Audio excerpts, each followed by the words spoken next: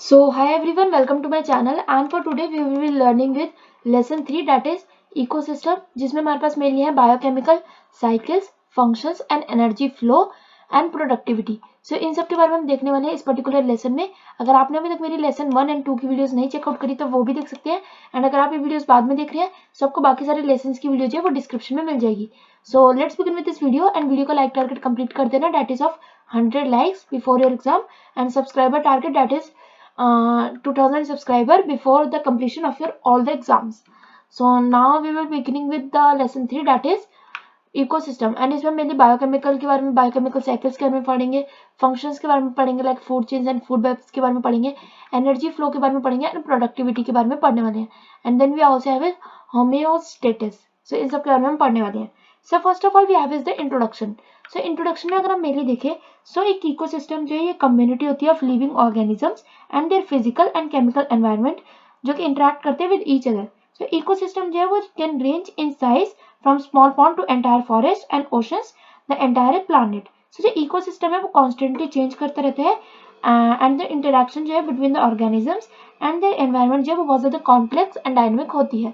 इसमें मुझे mainly all these activities के बारे में explain किया गया है हमारे को like biochemical cycle, food chain and food web, energy flow in the ecosystem and the productivity.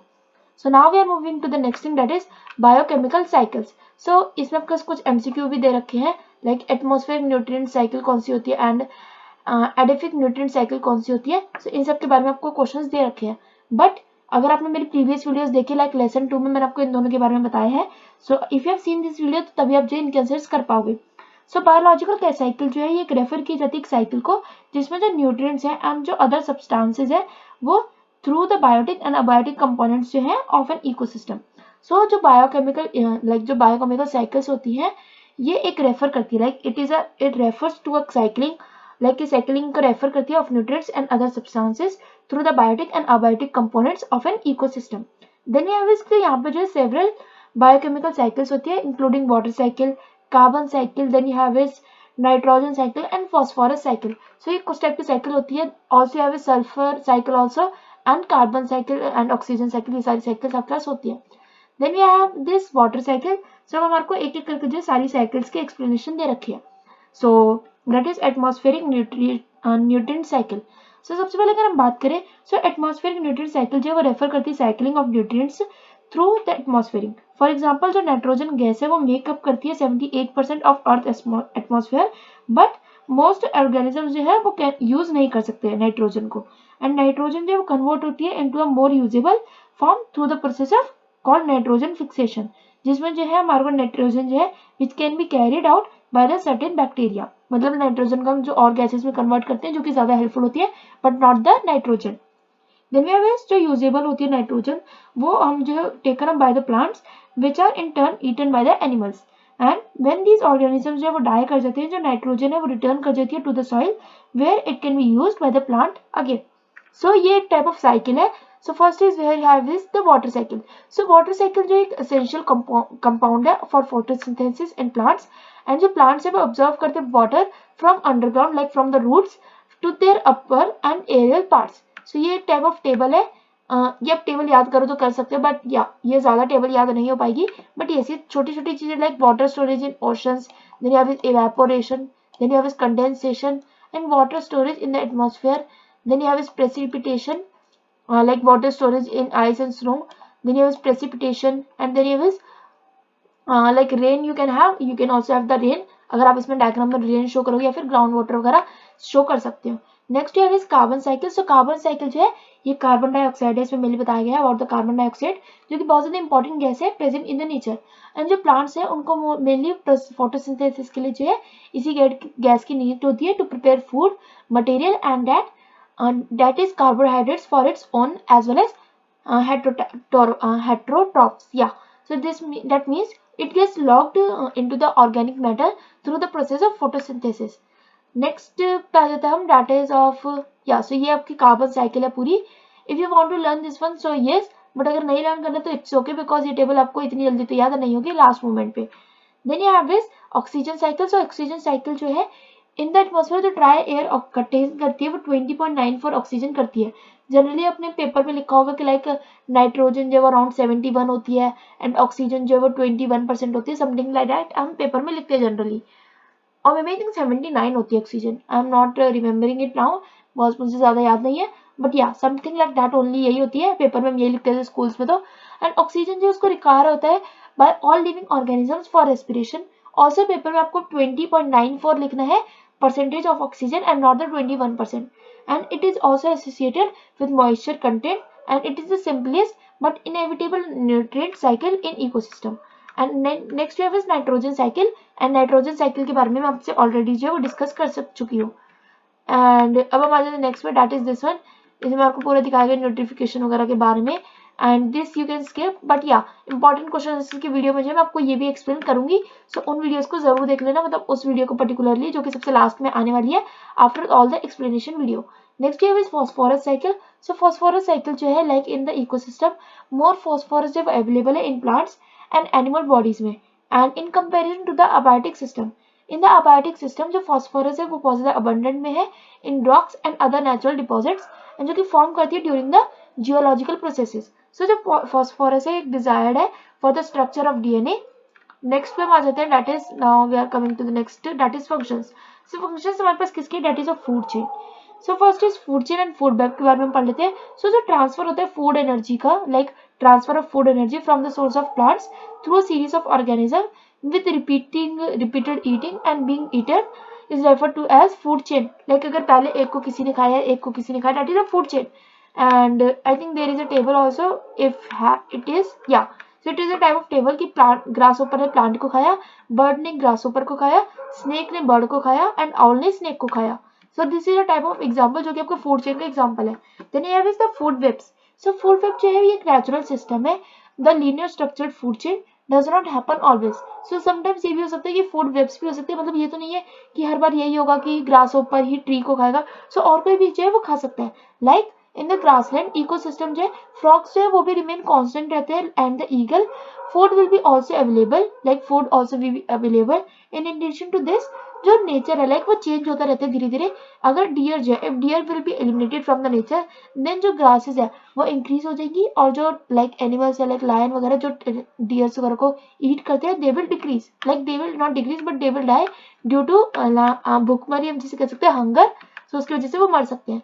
So this is the type of example जो कि आप लिख सकते हैं अपने पेपर में, like this you can make this food web, here you can like make this type of web, and ये अपने पेपर कॉपी में बना के देखो जिसमें आप इमेजेस वगैरह को रिमूव कर दो and just make the names, like यहाँ पे माउस है, माउस का यहाँ पे एरो आ गया जो कि रैबिट है, यहाँ पे ग्रीन प्लांट है, गोट है, जैकल है, लायन है, देन यहाँ पे काइट, वाइल्ड कैट, सो ये सारी चीजें आप लिख सकते हैं पेपर में भी। Next we are moving to the next, that is energy flow in an ecosystem. So energy कैसे फ्लो होती है एक इकोसिस्टम में, सो इसमें मेनली तीन होते हैं, like the flow of energy through ecosystem is producer, consumer and decomposer. So इस इमेज को याद कर लो, that is producer, consumer and decomposer. जो एनर्जी होती है वो फ्लो करती है from producer to consumer and finally to decomposer. So अगर हम बात करें एनर्जी का जो फ्लो है थ्रू द इकोसिस्टम, ये वन वे पाथ होता है from the sun that is to producers, then to consumers and eventually to decomposers. So the producers होते हैं that is plants, वो use करते हैं energy from the sun to make organic molecules through photosynthesis. Then we have is the consumers जो कि eat करते हैं producers को and other consumers को. And then we have is the decomposer that is वो break down करते हैं dead organisms को and recycle करते हैं nutrients को. So this is the perfect example for you, energy flow in an ecosystem. यहाँ पे सिंगल चेन हो सकती है, वाई शेप्ड हो सकती है, बहुत सारे शेप्स है इसमें हो सकती हैं। Then you have the next thing that is productivity. So here we have the three type of productivity that is primary, secondary and net productivity. So first of all we will be seeing the primary productivity, that is so primary productivity होता है like पहले तो हम productivity अगर हम देखें, so productivity refer करते हैं to the rate at which organic matter जो वो प्रोड्यूस हुए हैं in an ecosystem, like एक organic material जो कितना प्रोड्यूस हुआ है। Then we have primary productivity, ये रेफर करते हैं to the rate at which producer जो प्रोड्यूस कर रहे हैं ऑर्गेनिक मैटर को। सो ये टाइप ऑफ लाइक रेट होता है, ये टाइप ऑफ मटेरियल की कितना जो है वो प्रोड्यूस किया गया है। Then we have secondary productivity जो कि रेफर करते हैं to the rate at which जो कंज्यूमर है वो प्रोड्यूस करते हैं न्यू बायोमास को। Now we have is the next thing that is homeostasis. Yeah so homeostasis, so homeostasis ये तो टाइप ऑफ बहुत ज्यादा ऐसा लगता है रिडल टाइप ऑफ। सो मैं होम्योस्टेसिस जो है इसको मैं होम्यो बोलूंगी, डेट इज ये डिफाइन करता है the ability to maintain the constant internal environment in the response of environment change. And I know कि आपको इससे कुछ नहीं समझ आएगा, सो मैं आपको एक अपनी लैंग्वेज में बताती हूँ, डेट इज जो होम्यो जो है ये रेफर करते हैं एक एबिलिटी को इकोसिस्टम की, ताकि हम मेंटेन कर सके रिलेटिवली स्टेबल स्टेट को despite the changes in the environment. मतलब हम चेंजेस जो है वो करें एनवायरनमेंट में, बट वो ज्यादा बड़े चेंजेस ना हो। एंड ये this is called as a stable steady state of on ecosystem.